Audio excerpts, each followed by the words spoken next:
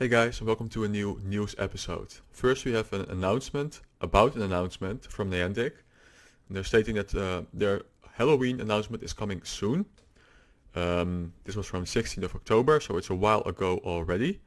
I'm expecting the announcement to come pretty much right after the current event ends, as the event that is going on right now is supposed to end in a couple of hours. We have a teaser here for Halloween. We can see Galarian Yamask here, so not really surprising, we've already seen it in the code with its evolution Runerigus, so they definitely seem to be coming for the Halloween event. I'm sure that Halloween event is going to come soon. We have a date for the Halloween Cup for the Go Battle League. I would assume that the Halloween event is going to run in similar times like that. Then going back to the community day from Saturday. I hope you all had a good time, got some shinies. We can see here what the special research was like for the $1 ticket. So we can see some of the usual things that we would get from a community day ticket, like the Charmander encounters, some incense, Rocket Raider and a Puffin, a Charizard encounter, some Stardust, candies. But also at the last point we can see we received some Mega Energy. So we can see we received 150 energy here and another 150 here. That's a total of 300. Then we had timed research. Make 3 nice throws, catch 5 Charmander and powering up Pokemon 5 times. Would each give you 50 Charizard Mega Energy. And besides timed research, you could also get Mega Energy from the Pokestops, from quests from the Pokestops. So there was a good amount of energy to get. Here they say a total of 600 already, 300 for the timed research and 300 for the ticket. And then even more by doing the Pokestops as well. Which you can see here, field research task, 10 Mega Energy.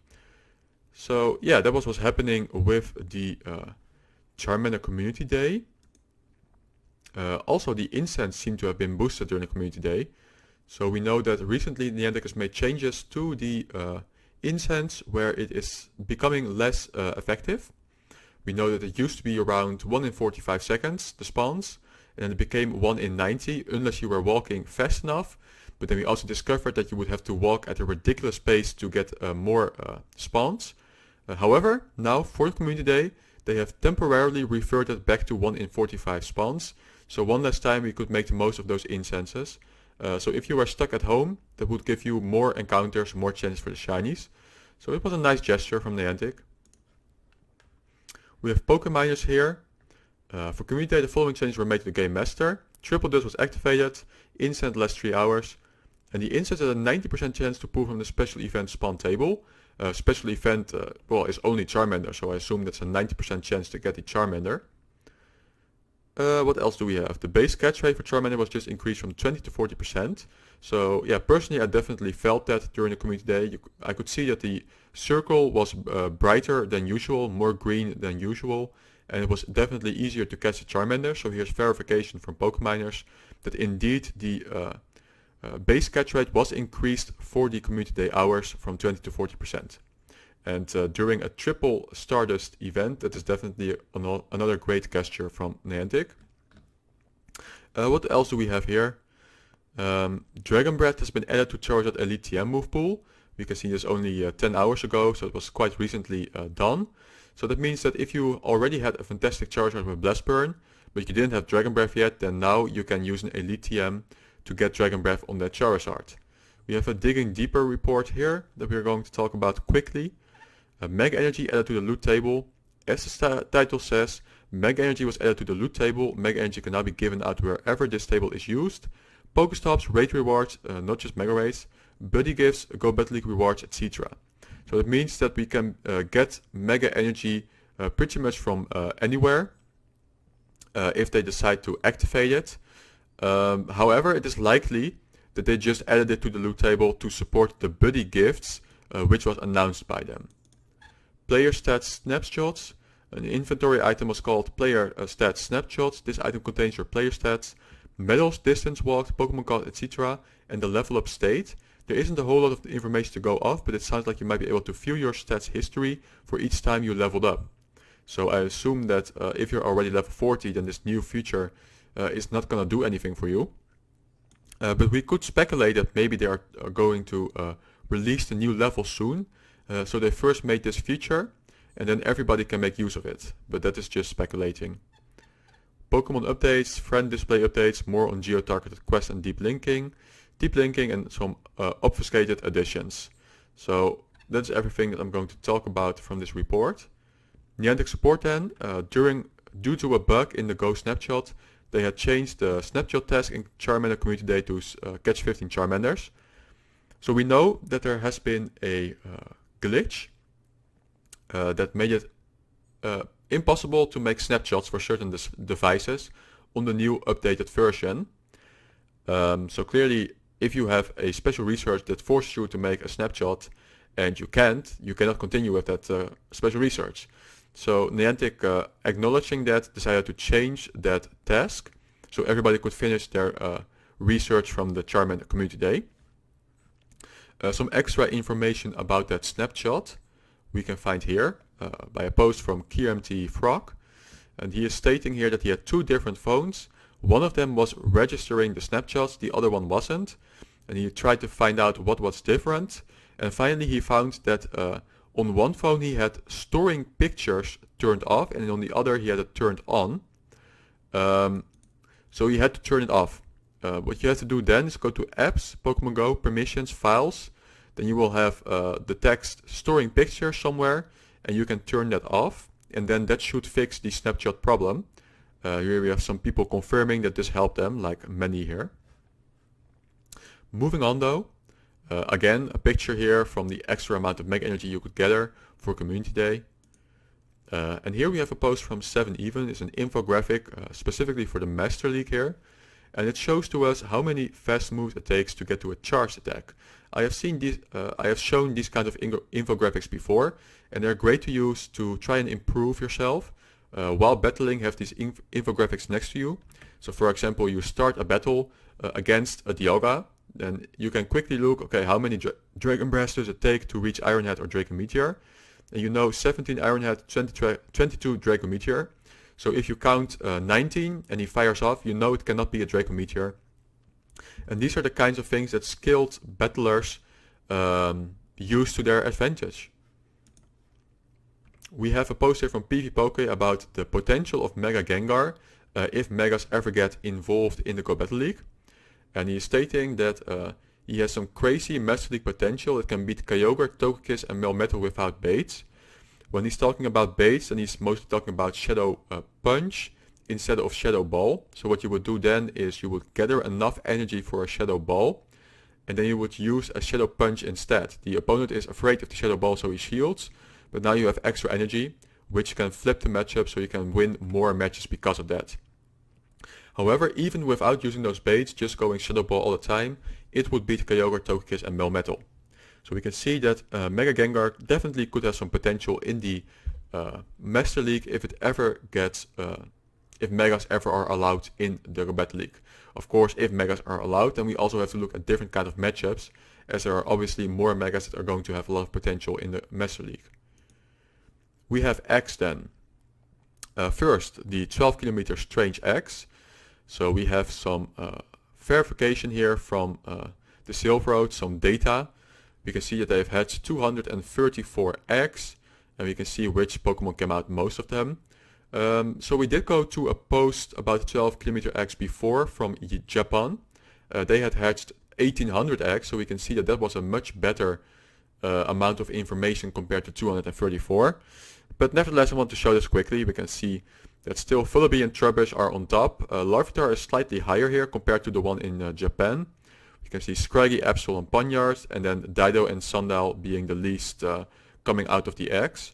Dido is coming out of here quite a lot more than Sandal, while in Japan they were both at 3%. We have more things about the eggs though. Where do I... Oh, here it is. Okay, so we knew that during the special event, it was announced that from the 12th to the 19th, there were going to be special eggs. Then they came with the announcement about 12 kilometer eggs, so we thought that was the only thing that's going to change to the eggs. But they changed the normal egg pool as well, temporarily for this event. So we can see that from a 2 kilometer X, we are getting a lot of Venipede, Snivy, and Turtwig at the moment. While from the 5 kilometer X, we are getting a lot of Shroomish, Chikorita, and Bonsly. And then we have Seawaddle as well. We can see from the 5 kilometer X, it's only these 3. And it's basically because of the event, and it's kind of a grass Pokemon, grass team. So that's why we're getting these Pokemon. It should be ending in a couple of hours, and then the egg pool should go back to normal. What else do we have? We have a long post here again by GRE47 about the Go Battle League. This time he has made an analysis for Shadow Mewtwo. So what do we know about Shadow Mewtwo? Of course, it's very rare. People should at most have 2 if they use Go Fast and now the special research. There's a couple of people that have more than them because they saved up a Super Rocket Raider, so they were able to get 3 or maybe even 4. Still, it's a very rare Pokemon. It is possible to use in the Great League because you will get it at a very low level, and at level 13 it can be used in the Great League. However, it's just not a high enough level. It's going to be so frail that it's just not worth it. Ultra League, it will be slightly more bulky, but still only level 22. So still very tough to use Shadow Mewtwo in the Ultra League. But in the Master League, it can use its full potential. Shadow Mewtwo with 15 attack stat has 299 attack, which is just ridiculous. Even the Psy Strikes, which are resisted by the opponent, would still deal a big amount of damage. It has also interesting move pool. We know that it has Confusion and Psycho Cut as fast move. So Confusion is mostly very useful as doing a lot of damage. I think in the Go Battle League it's better to use Psycho Cut, and GRE is stating it as well in here. Instead, Psycho Cut is the one that you usually want. Because Psycho Cut generates a lot of energy quickly, so you can get to the charge attacks, which are just absolute nukes. Okay, Confusion could still be used, but probably better to use it for something like rockets. If you want to go quickly through a rocket, then you can just Confusion those Pokemon down. But for the Go Battle League, Psycho Cut is definitely preferred. And it has so many charge moves. Psy Strike, Ice Beam, Thunderbolt, Flamethrower, Psychic, Shadow Ball, Return, Focus Plus, Hyper Beam. Basically your opponent could never know what the moveset is going to be on your Mewtwo. It could, most Mewtwo's would use at least Psy Strike as their first move.